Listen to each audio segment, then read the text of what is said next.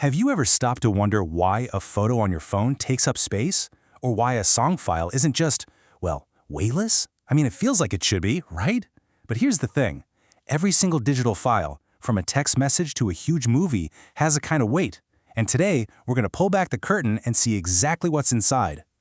So to get our heads around this, let's start with a weird question. How much does a sound weigh? Now, obviously, a sound wave itself doesn't have physical mass. But the digital file that stores that sound? Oh, it definitely does. And if we can understand its size, we can pretty much understand all file sizes. Just look at these two, a sound file, an image file. We see these icons all the time. They both take up space on your hard drive, on your phone, but why? What's actually filling up all those megabytes? You'd think it's some super complicated techie thing, but it's not. Turns out it's just a simple recipe. And just like any good recipe, it's all about knowing the ingredients. So that's what we're going to do. We're going to break down both a sound file and an image file into their most basic parts to figure out their exact size, bit by bit. Let's start with sound. To figure out the size of a sound file, you really only need to know 3 key ingredients. Seriously, that's it. It's kind of like baking, you know? You just need to know how much flour, sugar, and butter to use. For a sound file, our ingredients are sample rate, duration, and resolution. Okay, first up, the sample rate. So a real-life sound wave is smooth, it's continuous. To make that digital, a computer has to take these little snapshots or samples of the wave over and over again really fast. The sample rate is just how many of those snapshots it takes every second. The higher the rate, the more detailed and accurate your recording is going to be. Our second ingredient is, well, it's the easiest one. Duration. This is just how long the sound is, in seconds. Yeah, this one's a total no-brainer. A 10-minute song is, of course, going to need way more storage space than a 1-second notification sound. Simple as that. And our final ingredient is resolution, which you might also hear called sample depth. This one decides how much information gets stored for each one of those little samples we took. Think of it like a coloring book. A low resolution might only give you, say, 8 basic crayons. But a high resolution, that gives you the whole jumbo box, letting you capture all the subtle shades between really quiet and really loud. Okay, this graph right here, it puts everything we just talked about together perfectly. See that smooth gray line? That's the original, real-world sound wave. Now, look at the bottom axis. You can see the recording has a duration of 3 seconds. The vertical lines show us we're taking snapshots 6 times every second. That's our sample rate of 6 Hz. And those orange blocks, which are the digital version, have their height described by 4 bits of data. And that's our resolution. All right, so we've got our ingredients. To get the final file size, all we have to do is multiply them together. Don't worry, the math is easy. We start with our sample rate, which is 6 samples a second. Then we multiply that by the duration, our 3 seconds. And finally, we multiply that by the resolution, which is 4 bits for every single sample. And boom, 6 times 3 is 18, and 18 times 4 gets us a grand total of 72 bits. So what does that mean? It means this tiny little sound clip needs exactly 72 bits of information to exist digitally. But wait a minute, you never see file sizes listed in bits, right? You see them in bytes. Well, since there are 8 bits in every byte, we just take our 72 bits and divide by 8, and that gives us our final answer.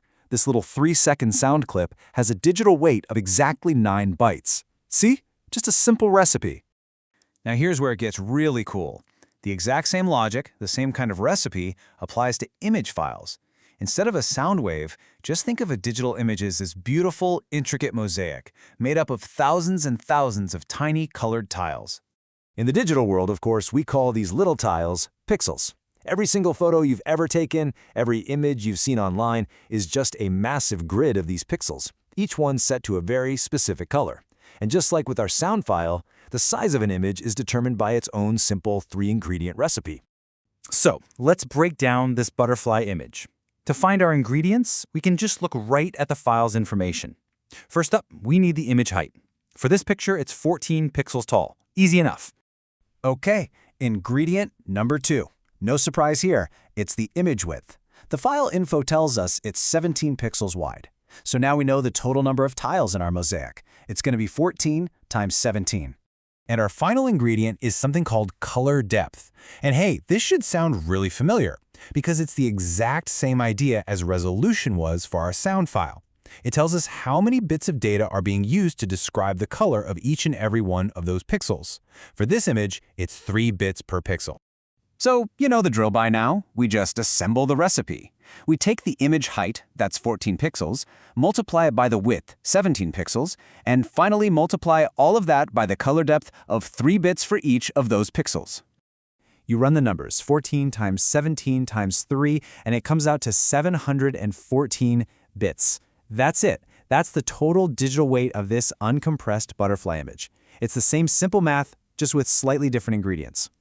Okay, so we've deconstructed a sound file and an image file. On the surface, they seem totally different, right? But as we're about to see, they are both governed by the exact same fundamental principle. There's a common thread here that really explains everything about why files are the size they are. And here it is. This is the big aha moment. For the sound file, we multiplied the total number of samples by the number of bits for each sample. For the image file, we multiplied the total number of pixels by the number of bits for each pixel. Do you see it? It's the same formula. It's just the total number of data points multiplied by the amount of information you're storing for each point. That's the secret. That is digital weight. So what's the big takeaway from all this? It all comes down to a constant trade-off between quality and size. If you want a more detailed, richer sound, you need a higher sample rate and resolution, which means a bigger file. If you want a larger, more vibrant image, you need more pixels and greater color depth, which, you guessed it, means a bigger file. This simple balancing act is behind everything, from why Netflix asks you to choose a streaming quality, to the real reason you're always getting that storage almost full notification on your phone. Every single time you save a file, you're making a choice in that equation. But now, you know the recipe for digital weight. You can make that choice with your eyes open. So I'll leave you with this. What's more important to you? Is it that perfect, data-heavy quality of the original? Or is it the freedom of having what feels like nearly endless space? The right answer? Well, that's entirely up to you.